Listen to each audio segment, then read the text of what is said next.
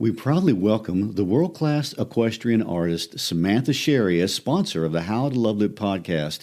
Sam immortalizes relationships between memory, family, identity, and self through her paintings of horses and other animals. We invite you to visit her website, samanthasherry.com, and look through her portfolio. Her work is brilliant and emotionally compelling. You may be looking to commission a work of your pet, or you may be just looking for an original piece for your home. You will not find a more talented artist anywhere in the world. So let me say that again, samanthasherry.com. Thanks, Sam, for the beauty of your art and for supporting us. By the way, if you do choose to purchase a Samantha Sherry original, tell her Gary and Christy sent you. We'd appreciate that as well.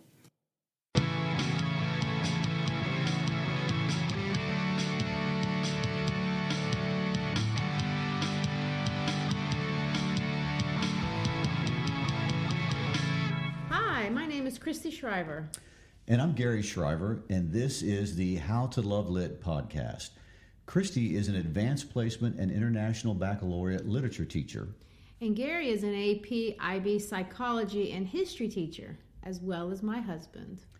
We're going to walk you through some of Western civilization's greatest works. Some you were forced to read, some you may just be curious about, some you may be studying right now.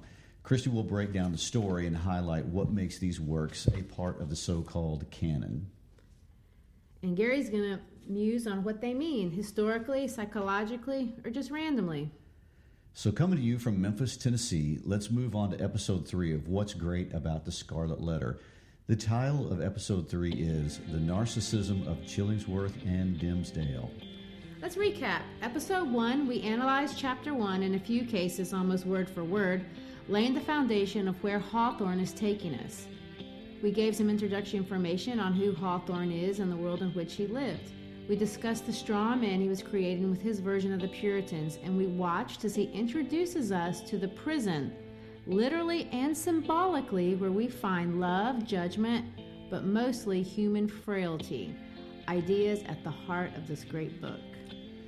Episode 2, we took a chapter-by-chapter tour of chapters 2 through 8. We meet Hester on the scaffold as she holds little Pearl and see Chillingworth for the first time. We watch as Hester and Chillingworth meet in jail and he confronts her with her crime. He makes her swear she will never reveal his identity. We visit Hester's home and see how she is raising little Pearl. We watch her confront the church fathers as they try to take away Pearl at age 3, and we hear an impassioned defense of her motherhood by Dimmesdale, a man we now know to be little Pearl's father. Episode 3 is going to take us from chapter 9 through chapter 12. So let's start with chapter 9 and 10, chapters Hawthorne titles The Leech, and then The Leech and His Patient, and really focus first on who is this character called Chillingworth and how he has changed over the course of the story. So let's start with the title. The title is Leech, which is really interesting because as everything else in this book, it carries lots of symbolism, and in this case, some threefold symbolism. First of all, if you're going to look up leech in the dictionary, the very first thing you're going to see is that it's an archaic term for physician.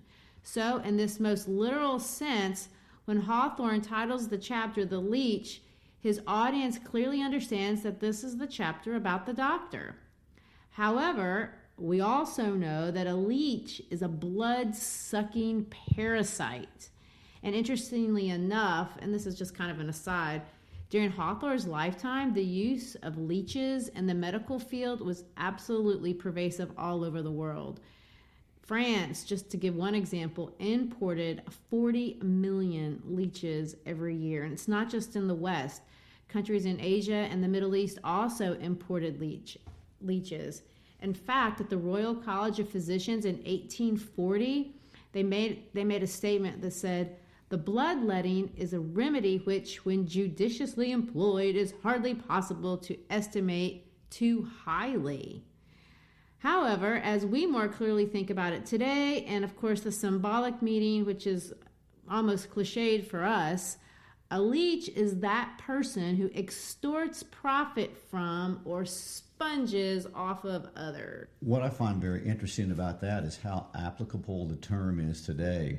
by the time we get done discussing Chillingworth, we are going to have a good working idea of what is meant by the term leech. Before we do that, though, I wanted to take a historical moment to point out something I think is really interesting, and it has more to do with the author than it does the actual book, but it applies in the book because it shows up in the book. Hawthorne lived, as we pointed out before, at a very interesting time in American history. He is there during all the great reform movements, but even more importantly, the Second Great Awakening, which was a huge religious revival in the United States during that time period. The Second Great Awakening really reaches widespread appeal by about 1820, which is about the same time that Hawthorne is coming into adulthood. And so he's growing up in the crossroads of the intersection between the old Congregationalist church of the past, where they focused on a lot of rational and deistic thinking, as we transition into the Romantic period, which now the religion is reflected by a lot of enthusiasm and emotion. So we see Hawthorne living at the time period when we exit Enlightenment-style rational Christianity, which almost views God as a mathematics problem, and we cross over into a very emotionally based, experiential, self-interpretive type of religion. And I feel like in the next following chapters, when we look at these discussions between Dimmesdale and Chillingworth, we see almost a war between those two ideas being fleshed out in these two characters as they discuss the role of religion in the future. Well, looking at Chillingworth from a more personal standpoint, I want to point out that up to this point in the book, Chillingworth has not really been an evil person. The antagonist that we're going to see him kind of transform into starting in these chapters. Chapter 10, and I know that's a jump, describes him as saying that throughout his life he had been calm in temperament, kindly, though not of warm affections, but ever and in all relations with the world, a pure and upright man. So he comes into this little town, and they really see him kind of as a godsend. Up to that point, the only doctor that they had in the whole community was like this old deacon with no medical training at all. And so Roger Chillingworth shows up. They think of him as a, quote, brilliant acquisition, because not only does he have the training from Europe, but he's been in the captivity with these Indians, so he's real familiar with the roots of the ground and all the ways that they could apply medicine in their context.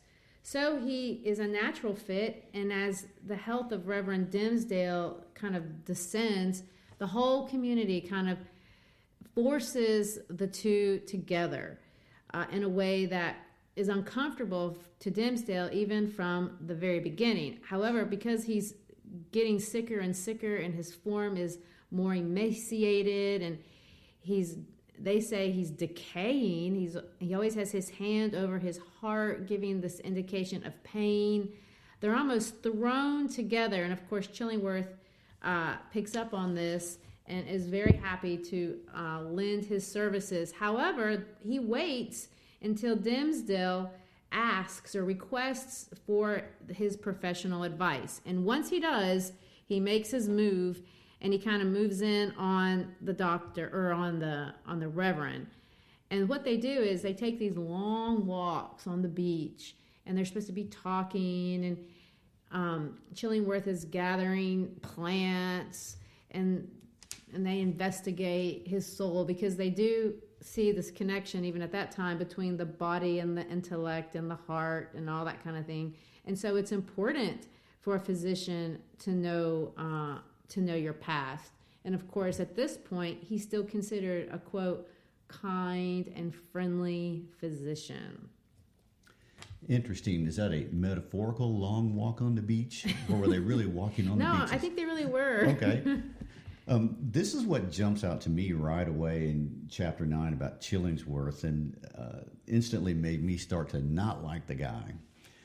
In the opening paragraphs, he's talking about seeing Hester for the first time, and the comments that Hawthorne makes about Chillingworth's thinking is, there remained nothing but the contagion of her dishonor. Then he goes on to say, he, being Chillingworth, resolved not to be pilloried beside her on her pedestal of shame.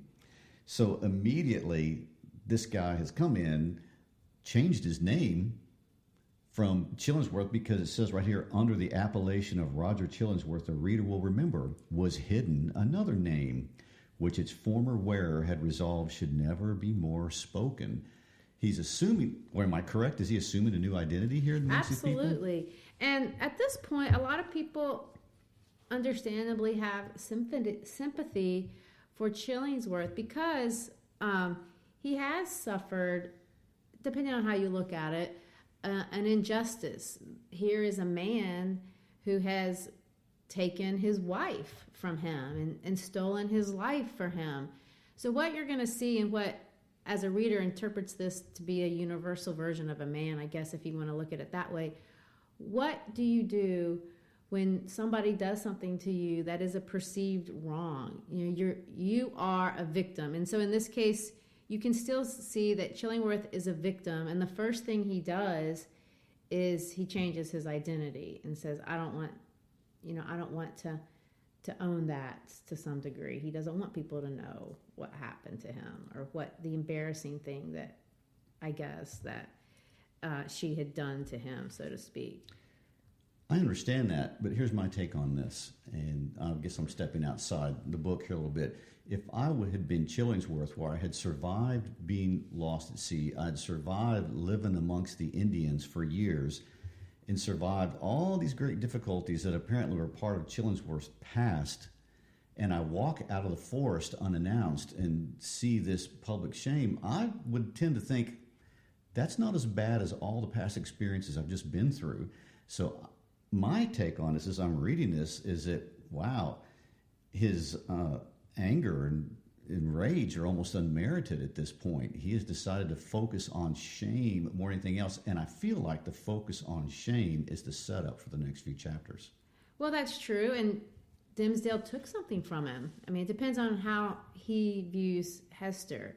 Clearly, they didn't have a loving relationship. They established that early on, but he, in a sense, owned her. She was his, and he's taking, this guy took it, and he didn't have the right.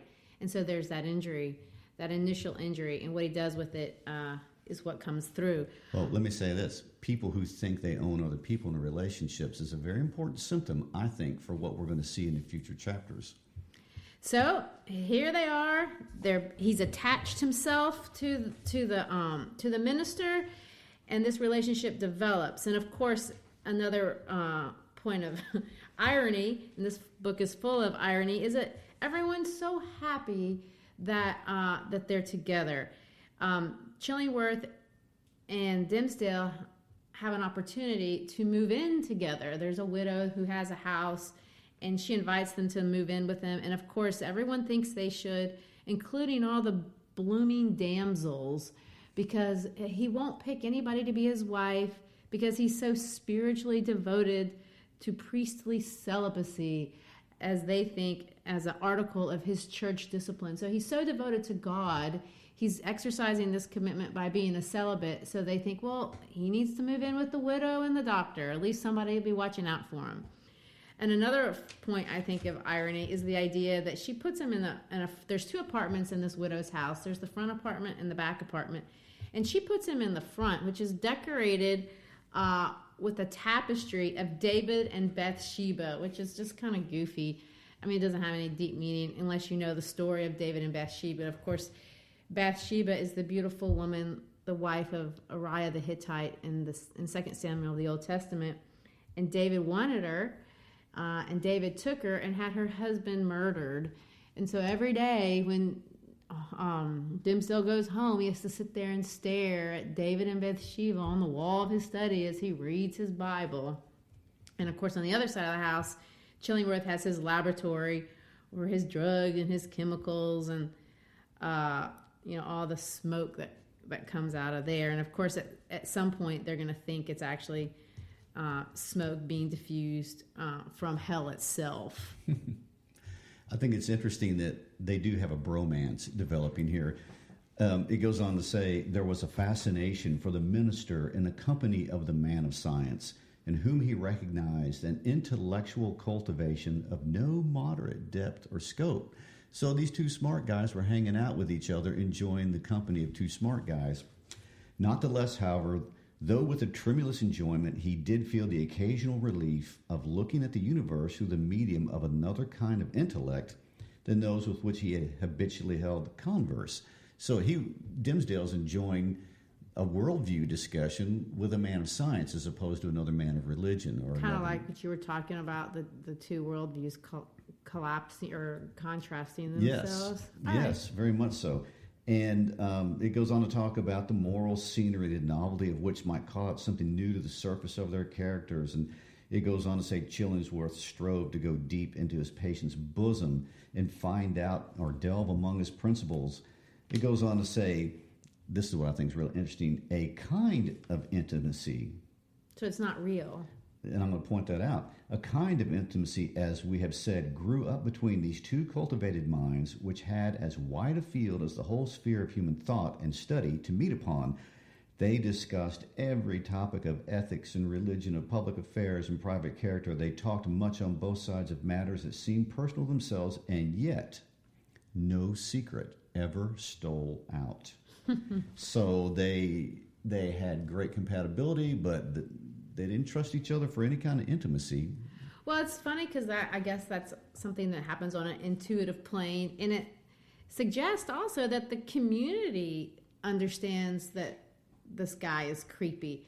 I think it's really funny that they throw in this historical allusion to a guy named Thomas Overbury. And Thomas Overbury was this super famous murder in 1613, and it was this love triangle over in Europe that made the news and was a sensation. And basically, this guy named Thomas Overbury had this friend named Carr, and they were kind of working their way up through the courts. And of course, this woman got involved, and this woman and Carr started having this affair. She was married. And Overbury got jealous of Carr and wrote this poem called The Wife, which was talking about how horrible she was, basically. I know that's oversimplifying it. All that to say, Overbury ended up dead. He was murdered through the poison. And these people in this town, they know the story, and they're thinking, I think Chillingworth must have known that guy who got murdered. And then they start associating, do you think he knows... I think he's putting poison in the preacher's, coffee or whatever. They don't say coffee, but the idea is they start to wonder if Chillingworth is killing Dimmesdale, and they settle in on the idea that God has brought a devil into Dimmesdale because he's just so holy. He needs to have that. Well, it's really interesting that Hawthorne wants to include this as part of the subtextual narrative going on. The whole chapter starts with Chillingworth being a providential blessing that just fell out of the sky. Here's this learned man who shows up in this wilderness to take care of us. And by the end of the chapter, they're gossiping about him being a potential murderer. Yeah. Very interesting. Well, and so moving on to chapter 10, and this is where you were talking about this great conversation that we're privy to. He opens up the window into one of their conversations, and it's an important conversation. Because what is going on is they're in a graveyard, and Chillingworth goes over to what is called a bundle of unsightly plants. And this kind of sparks a conversation.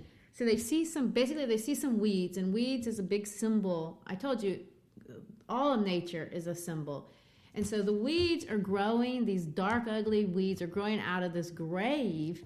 And Chillingworth is basically going to say, see, those black weeds are because there's a dark heart underneath there.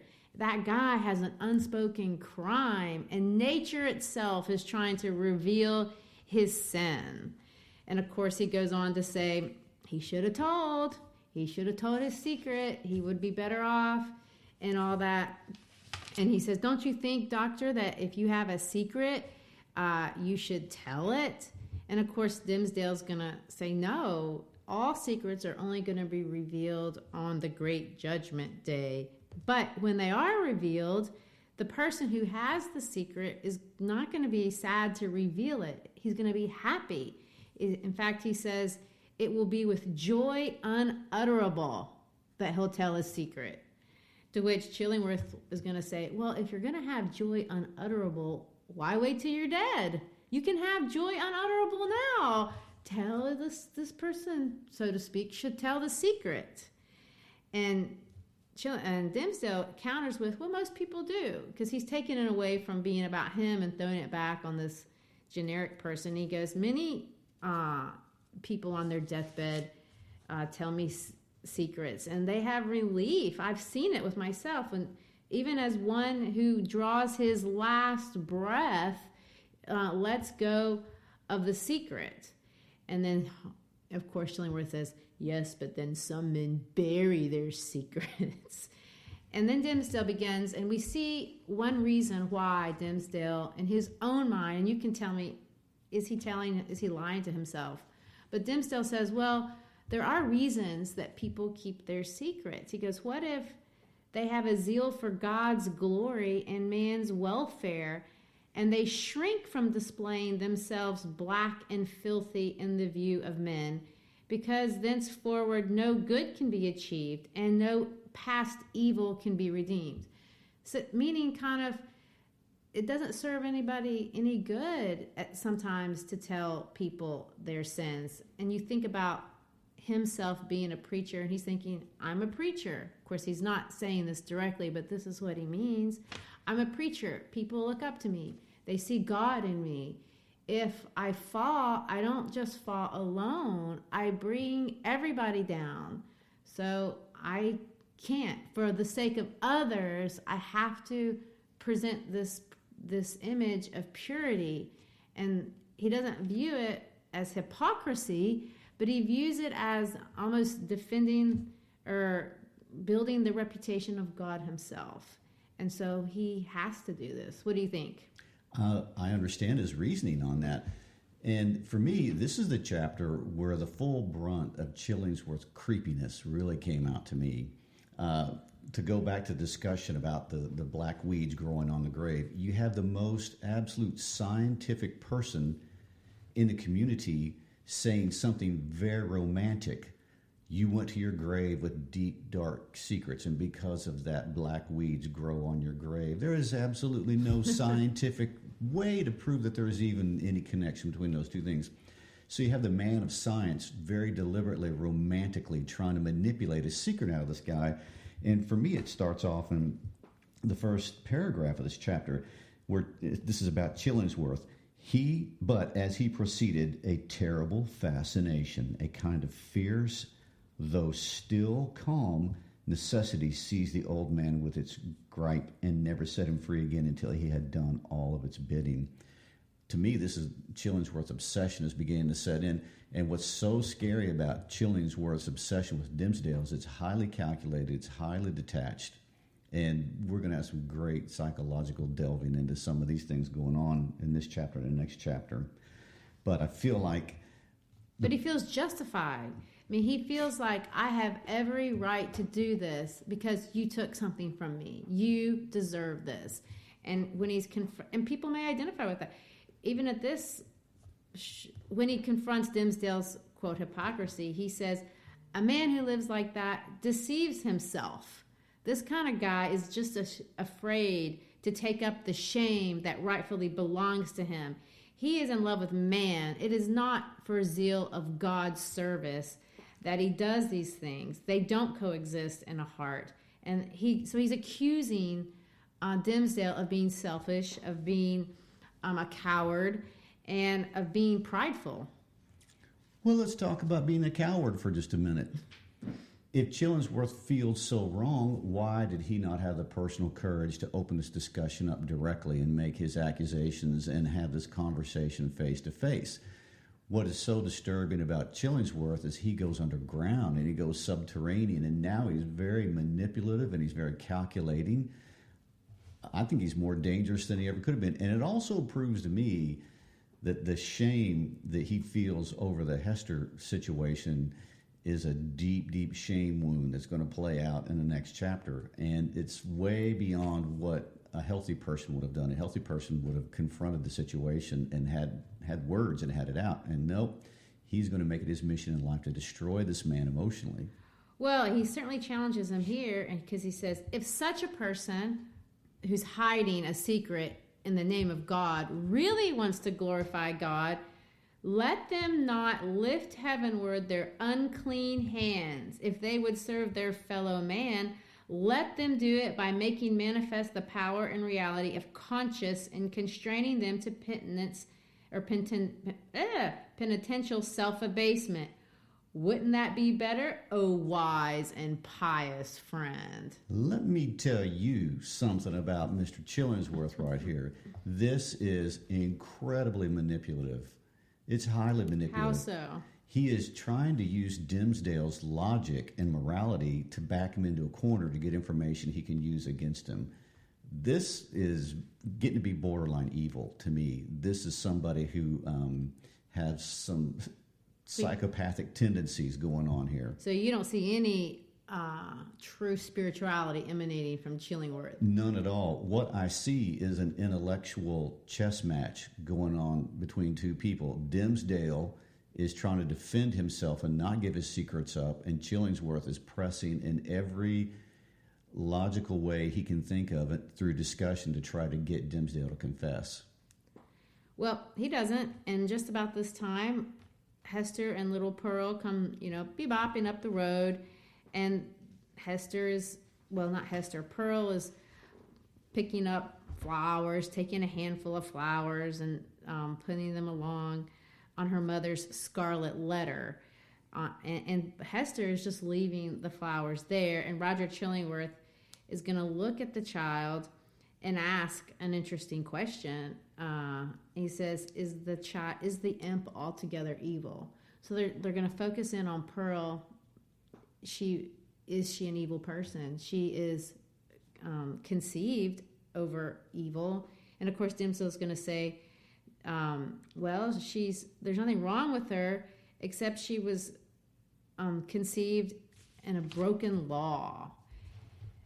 And of course, Pearl isn't a real character, and by sense, she's not a regular 3-year-old, and the things that she does, he's not trying to make her realistic at all. She's clapping her hands, and she's playing around, and she's laughing loudly, and she says these things: "Come away, mother, come away, or yonder old black man will catch you.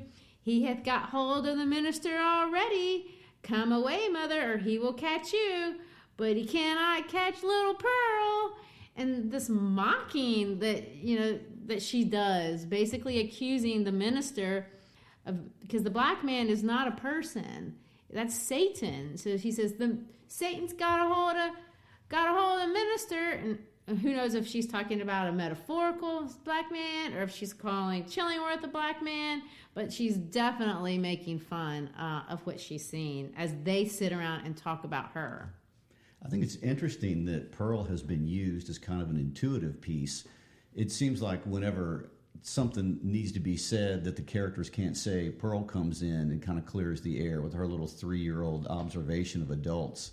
And she's obviously able to look at Dimmesdale and see that he's tortured and just in horrible shape. And she, in her little childish 3-year-old way, says, yeah, he's in bad trouble. And of course, Chillingworth doesn't miss one opportunity to bring it back to the confession of the secret, because he says, "Look at Hester.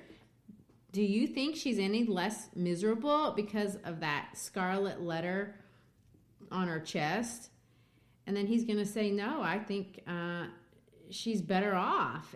It's better for the sufferer to be free to show his pain, just like she is, than to cover it all up in his heart." And they get, closer and closer to the heart of the matter. Will you tell the secret? And of course, it isn't too long to where it leaves the second or this third person discussion, and it's almost like Chillingworth, says, "I'm done with this," and he actually changes it into the second person, and he says, "You better tell me. I know you have a secret. There's something going on. There's a sickness. There's a sore place in your spirit. It's manifesting in your body. You need to tell your doctor." And then Dimmesdale is going to look at him in the eye, which he doesn't normally look at him in the eye. And he says, "No, not to thee, not to any earthly physician. If it's the soul's disease, then I'll commit myself to the physician of the soul, but not you." So basically, he's saying, not just no, but hell no, in the literal or figurative sense of the word of hell. I'm not telling you. And of course, he does this within wild, hot, passionate, gesticulation.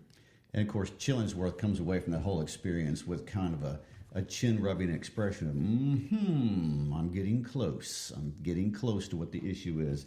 And so now we have Chillingworth trying to be a psychologist. Chillingworth is saying things like, there are bodily diseases, there are spiritual diseases, and you are the person who has most closely combined the body and the spirit, more so than anybody I know.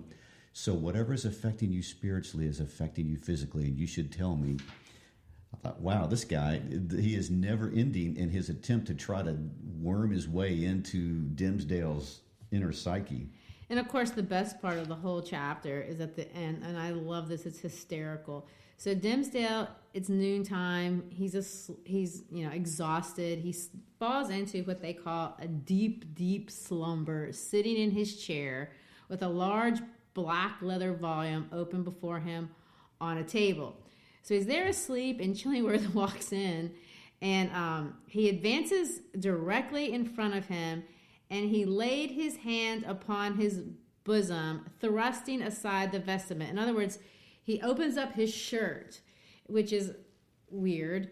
But what we notice there is his reaction. We're never told what he sees, but what the reader sees is Dimmesdale, whatever's on Dimmesdale's chest, stirs the Chillingworth to such a degree that he says, with a wild look of wonder, joy, and horror, with a ghastly rapture that could only be expressed in his eyes and features, he bursts forth with the ugliness of his figure, making a riotous manifest of extravagant gestures. He's going to throw up his arms to the ceiling, stamp his feet on the floor, kind of like he's some sort of Rumpelstiltskin, jumping up and down, gleefully, just exulting in what he sees. In fact, the writer describes it's how Satan does whenever somebody is lost to heaven and sent to hell.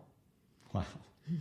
This reminded me of the end zone touchdown dance. Yes! That a receiver will do when he scores a touchdown. There's just glee and joy at finding out whatever this deep secret is. And what I thought was so interesting and funny at the same time, Hawthorne's talking about the ecstasy difference between Satan and between Chillingworth, and he says, but what distinguished the physician's ecstasy from Satan's was the trait of wonder in it. In other words, Satan is bad. Chillingworth is just as bad with one additional bad characteristic, which means he's 1 degree worse than Satan at this point.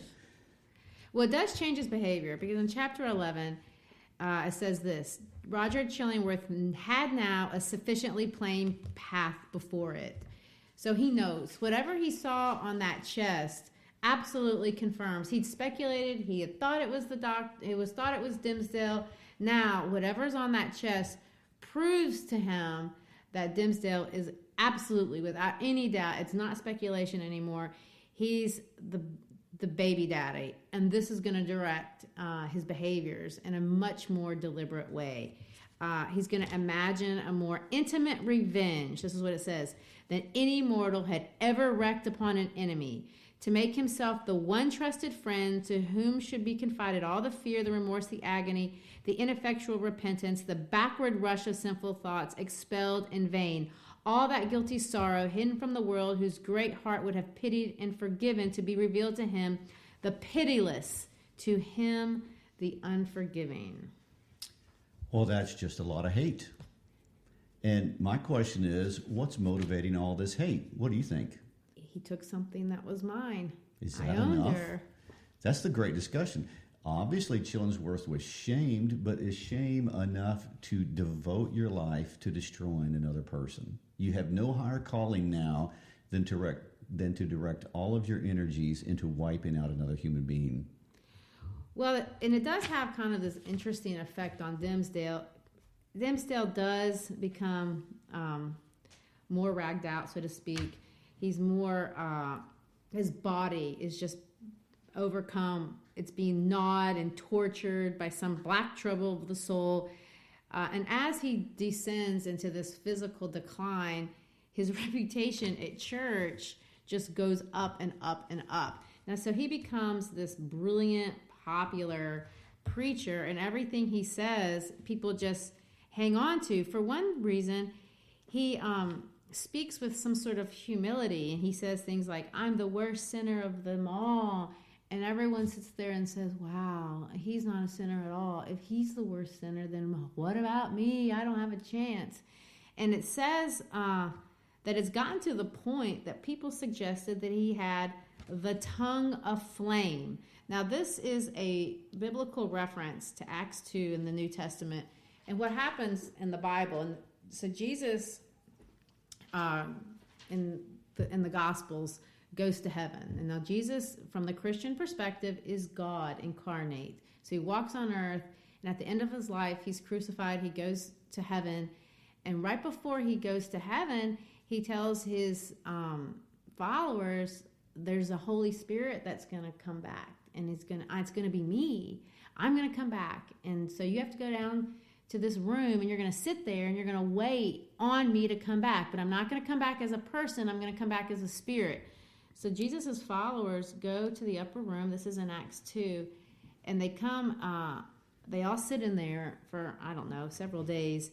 And then the Holy Spirit, or God himself, descends upon him. And he descends with a physical tongue. It's called the tongue of flame. That's how it's called in the Bible. And so when they receive the tongue of flame, of course, St. Peter becomes eloquent beyond all discussion. And this is a historical fact. He leaves that room, goes out into the city of Jerusalem, preaches a sermon so eloquent that it really starts Christianity. Up to that point, Jesus had like a few hundred followers max. Well, when St. Peter gives the sermon, after receiving the tongue of flame, Christianity is launched into the world. So when you say that Dimmesdale is the embodiment of this tongue of flame, that means he has the power, the eloquency to launch his own religion. That's how eloquent this guy is.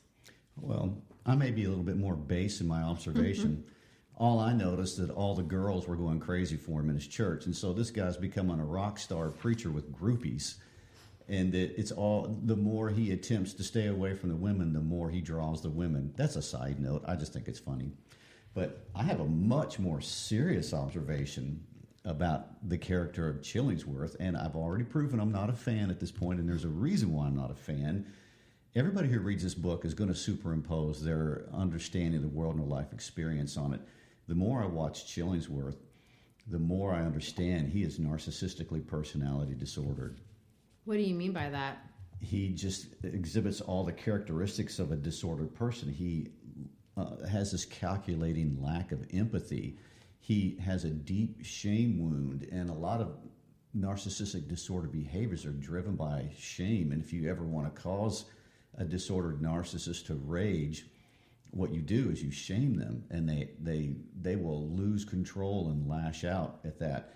And they are interpersonally exploitative. This whole idea, Chillingworth purposely digging into the psyche of Dimmesdale to get secrets on him, is a very narcissistic behavior. And disordered narcissists love the idea of moral failure. Maybe you would fail at business, you could fail professionally, you could fail at any number of things. But if you have a moral failing, narcissists latch onto that because they feel like that goes deep to the core, and they can use that for manipulation. So we have stalking. We also see Dimmesdale intuitively feeling uncomfortable with it, but Dimmesdale is a great victim for a narcissistic disordered person because they look for somebody that feels honor bound to live by rules and codes, because the narcissist knows they can turn around and use the rules and the codes against them.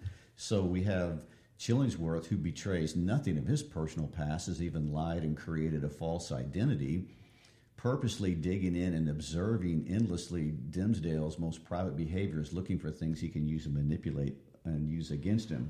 Well, and Dimmesdale is a victim of his own moral conduct. I mean, he's a preacher of the faith, and he's a Christian, and he's a Christian minister, And he's a true believer, and he doesn't want to be a bad person, but in his own mind, he is a bad person. He will stand up, and he does. He stands up on his pedestal on Sunday, and he says, I whom you behold these black garments of the priesthood, I who ascend the sacred desk and turn my pale face heavenward, take it upon myself to hold communion in your behalf with the Most High Omniscience, I in whose daily life you did discern the sanctity of Enoch. And he goes on to say, I am a pollution. I am a lie.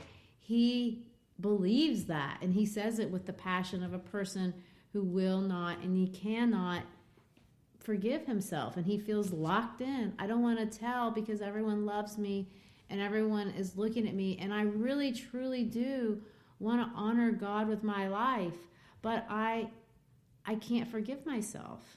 And so what does he do?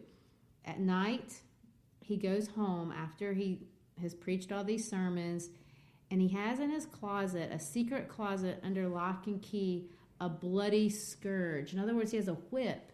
And at night, he's going to whip himself. And it says that he whips himself over and over again on his own shoulders, and he laughs bitterly at himself as he hurts himself. And he fasts. Now, that means he doesn't eat. And he says he fasts more than anybody, trying to purify his body and mind. It's an act of penance, he says. And he keeps vigils. In other words, he won't sleep.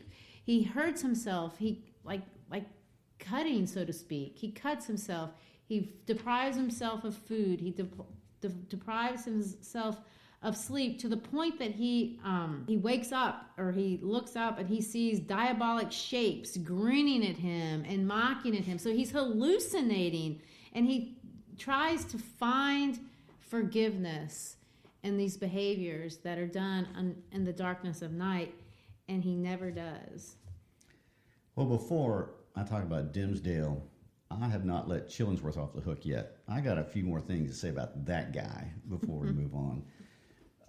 If you go back to narcissistic injury, in this case, shame, which is Hester and him being shamed by another man, taking his wife and all those kind of things. Another deep aspect of the narcissistically disordered person is jealousy.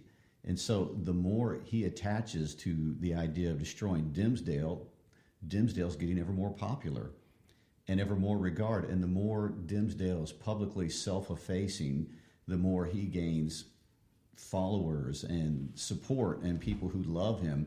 And to the narcissist, this would be just absolutely the worst thing that could happen. So the twin engines of shame and jealousy are driving the narcissism in Chillingworth at this point, and it's going to drive Chillingworth crazy. Now, to leave that and go to Dimmesdale, I got a few things to say about that dude and what's going on that I find are interesting. First of all, he is a preacher, and the central message of the gospel of Christianity is grace.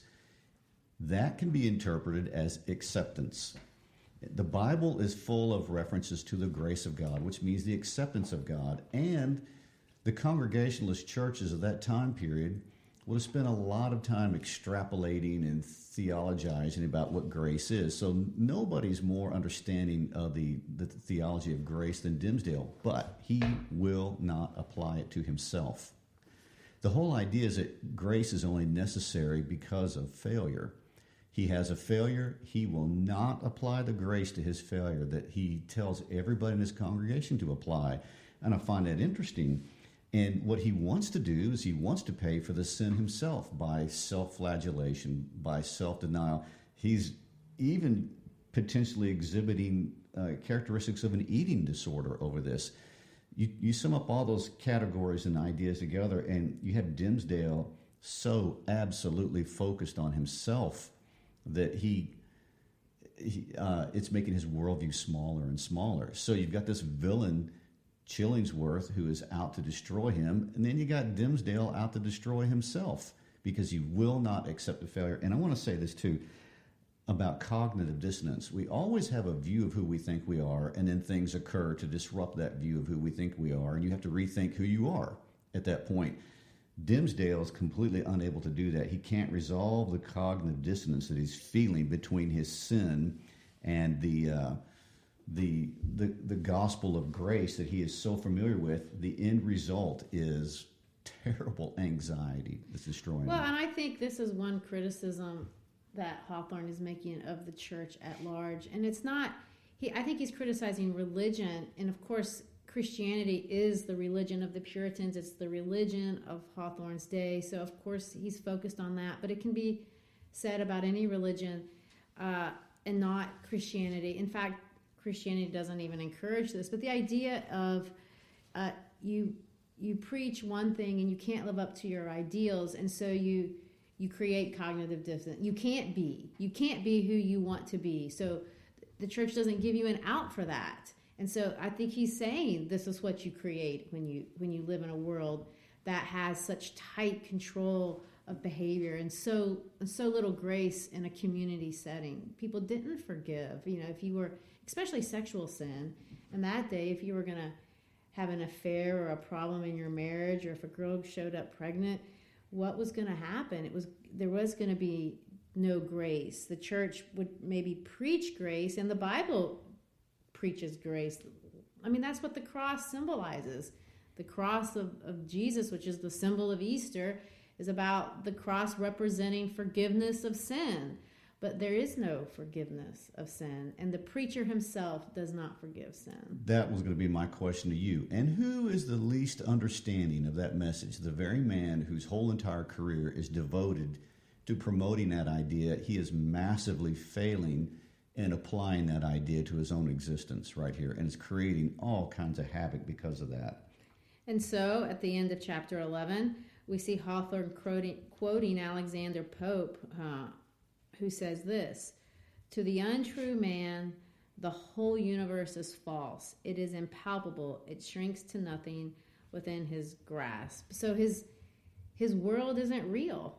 I mean, what Dimmesdale thinks of the world isn't really what it is, because he can't, I don't know if he can't accept his own humanity, but he certainly won't forgive himself or allow himself to be human.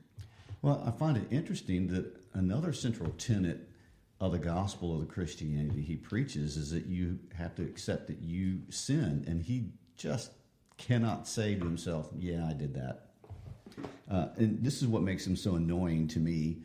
At the end of chapter 11, it says, "The only truth that continued to give Dimmesdale a real existence on this earth was the anguish in his inmost soul and the undisassembled expression of it in his aspect." In other words, he has completely embraced this anxious terribleness in his own soul, and that has become his reality, not the religion that he preaches. His self-absorption, to me, his self-absorption with his own internal workings is more important than anything else. And I think that gets expressed in chapter 12, and I got some things we'll say about that as we move into chapter 12. But he leaves chapter 13 thinking that everything in the world revolves around his moral failure. Well, in his mind it does. He is the center of his own world. And it's interesting because he hasn't one time talked about his relationship with Hester or his relationship with his daughter. It's all about him. And the fact that he's a minister in his mind makes him greater than everybody else. And so, of course, his moral failure is the event from which all the stars revolve around. I don't know what Hawthorne intended by the end of chapter 11, but as a reader, I came away with the fact that Dimmesdale is imploding and self-destructing because he won't forgive himself. And he can't see out of himself. Correct. I mean, it's not even that he won't forgive himself. That's true too, but he can't even see anything besides himself. And that's how blinding self-obsession is. And that's even contrasted with Chillingworth's narcissism, which, by the way, before we move on, I want to say this. Hawthorne's writing this in 1850. The field of psychology hasn't even been developed yet. There's no DSM-5 that Hawthorne could have gone to get elements to create a character. Hawthorne deduced all these characteristics in Chillingworth and Dimmesdale by observing people around him. I'm so curious who these people were that Hawthorne watched in real life and extracted all these characteristics from to get these characters who really stand up to the psychological test of time. Well, it could have been more than one, because there's a lot of people I know that fit this description. But anyway, chapter 12, Pearl's 7 years old, so she's a little bit older, and I guess chapter 11 too, same age. We see the minister in the middle of the night, leaving his home, walking to the scaffold, and this is the second scaffold scene. Like I told you at the beginning of I think episode 1, this book revolves around 3 central events. Scaffold scene number 1 was when Hester's up there by herself with 3-month little Pearl, and Dimmesdale is in a balcony looking down on her, and of course Chillingworth is in the back. And this scene, it's in the middle of the night, and Dimmesdale is going to get up on the scaffold, but the town's asleep. There's no peril of discovery, so he stands there. And of course, he thinks he's laughing and he's screaming, but it's really not. Nobody hears him. And he's standing on the scaffold, and all of a sudden, well, actually, there is one person who sees him, and it's Mistress Hibbins, the governor's sister. And of course, she is going to come out, stick her head out. She hears him scream, and I always interpret her going and laughing at what she knows to be everyone else's absolute hypocrisy. She looks at this whole town as just full of blustering idiots who don't own who they are.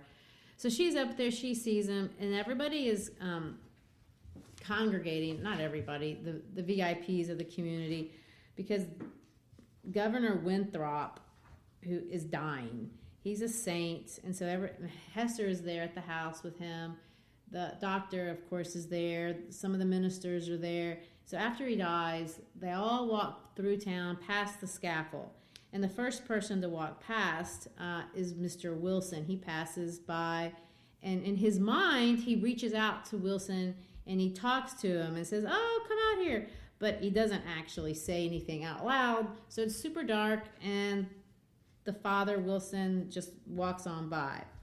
So the next person that comes by rather shortly is Hester and little Pearl, and he engages in a discussion with them that's really interesting. And he says, "Come on up here. What are you doing?" And of course, Pearl talks to him too. Can I interrupt for a moment? Sure. This is what I find interesting. So as I'm reading this, here we have Dimmesdale standing on the scaffold in the middle of the night, shrieking, trying to get out whatever emotional demons are haunting him at this time period. And I'm a little confused as one by one, all these people start showing up to see him on the scaffold. And what I would like to point out before we find out why they're there is this whole idea. He thinks they're all coming in response to his screaming his lungs out in the middle of the night and his emotional pain, and they're not. Wow, that's interesting. So it's still about him standing up there. He's trying to get forgiveness without doing anything to get forgiveness. Is that a thing? Well, he's trying this method. To me, it goes back to the central message of his preaching that he's never applying to himself. But yes, he's going through a number of ways to try to pay for his sins: self-flagellation, self-punishment, self-injury even. So he's going to engage the two girls, and he says, "Come up here, come up hither, Hester, thou and little Pearl. Ye have both been here before, but I was not with thee. Come up hither once again, and we will stand all three together." And of course, she climbs up there. The minister grabs Pearl's hands, and so you have this really pretty image to me of the dad, the little girl, and the mom. And the story says, and this is kind of the supernatural romantic element of the book. Of course, it's not scientific, but when he grabs her hands, he gets a rush of life, a new life other than his own, and it pours through him like a torrent into his heart, hurrying through all his veins, as if the mother and the child were communicating their vital warmth to his half-torpid system. It says the three formed an electric chain. Good imagery there. To me, that speaks the whole idea, and I think Hawthorne went to great lengths to try to paint a picture of Dimmesdale's isolation, and his isolation was growing even worse, and now he has an enemy that is pursuing him deeper into isolation. He has one moment where he stands up there on a scaffold with what is really his true family. And of course, Pearl looks at him and says, "Wilt that stand here with me, with Mother and me tomorrow noontide?" And he's going to say, "No, but I will stand up here on another day, but not tomorrow." And of course, Pearl laughs and attempts to pull away her hand, but he won't let her. And he says, "A moment longer, my child." And then she's going to say, "But wilt thou promise to take my hand and Mother's hands tomorrow noontide?" "Not then, Pearl, but another time." "At what other time?" And he's going to say, "At the great judgment. Then and there before the judgment seat, thy mother and thou and I must stand together. But the daylight of this world shall not see our meeting." So he plans on going to the grave. He's never going to own her. And he tells her that. And he tells Pearl that. And I don't know. That's kind of an insult. Oh, that's extremely painful to stand out there in this glorious moment. And it goes on to say, "And there stood the minister with his hand over his heart, and Hester Prynne with the embroidered letter glittering on her bosom, and little Pearl herself a symbol, and the connecting link between those two." So you've got this grand moment of peace where they're together, and he's not going to trade his secret in order to have a family. And this makes me hate him because he has hung her out to dry for 7 years. And 7, of course, is the number of completeness or God or divinity or however you want to look at it. And they're standing there as a threesome, which also is a very archetypal number. And he says, "No, I will never own you. I will never own you except after I'm dead." And Hester has already owned everything. And of course, we see, and I haven't talked about this, the reactivation of the symbol A. And the symbol A, the Scarlet letter, of course, it changes the meaning. What does it mean? Nobody really knows. In the beginning, when she puts on the A, it clearly means adultery. But right now, as they're standing up there, there's a light in the sky, and an A is going to form over them. God himself is speaking. And of course, the town looks at it, and the next day, and they think the meteor is supposed to be the sainthood of the governor that died. Right. The A stands for angel regarding the governor who had just died. And of course, Dimmesdale, in his self-obsession, felt like the whole universe conspired to write a blazing A in the sky to accuse him. Yeah, this guy's being made miserable by his inability to forgive and even give grace to Hester and Pearl. And I would like to add, he's doing this all in the name of religion. He feels like he's protecting the reputation of God by not loving these people openly. And of course, Chillingworth is going to come along. Now, Chillingworth isn't going to walk by unnoticed. He's going to engage. And this just makes me hate him so much. So he's walking by, and Dimmesdale looks at Hester and says, "Who is that man, Hester? I shiver at him. Dost thou know the man? I hate him, Hester." And of course, she remembers her oath and is silent. And he goes on to say, "Who is he? Who is he? Canst thou do nothing for me? I have a nameless whore of the man." So he takes more responsibility and puts it on Hester. Do something about that guy. Fix it, to me, is what he's basically saying. And of course, Pearl goes, "Minister, I can tell thee who he is." And he says, "Sure." And she leans down and says something hateful in his ear, which we don't know what it is. And he goes, "Ha, ha, ha, ha." She laughs at him. And he says, "Dost thou mock me?" And she's going to say this: "Thou wast not bold. Thou wast not true. Thou wast not promised to take my hand and my mother's tomorrow noontide." She calls him out. And then the next day, however, being the Sabbath, he preached a discourse which was held to be the richest and the most powerful and the most replete with heavenly influences that had ever proceeded from his lips. So after all this crazy night on the scaffold, he preaches a magnificent sermon that moves everybody. And ironically, they find his glove out by the scaffold. And they of course, a sexton returns it, and he says, I found it where evildoers are set upon public shame. Satan dropped it there. I take it intending a scurrilous jest against your reverence. But indeed, he was blind and foolish, as he ever and always is. Of course, we've made Satan into this black and white villain. A pure hand needs no glove to cover it. Oh, my. Oh, my. So they bring up he's talking about with the old sexton about what had happened. And the sexton said, did you see the great letter A, which was we interpret to be an angel? Our good governor was made an angel, and I'm sure that's why it was there. And he lies. The last thing out of his mouth is, no, I had not heard of it. Why lie about that? Well, the last section, we're going to try to cover some ground, a lot of ground the next section, chapter 13 through the end of the book. We're going to go back and relook at chapter 13. Probably is my favorite chapter. Nothing happens necessarily, but we see what 7 years has done to Hester as Dimmesdale becomes weaker and more horrible, and I think just a sketch of a human, and Chillingworth becomes more aggressive and more obsessed. Hester has had a different experience over the last 7 years and what's happened to her. So we're going to read to see what has been the result of the 7-year punishment on her life, and then we're going to see how it all concludes out on the last and final scaffold scene. Great. We've got plenty to look forward to in the next episode.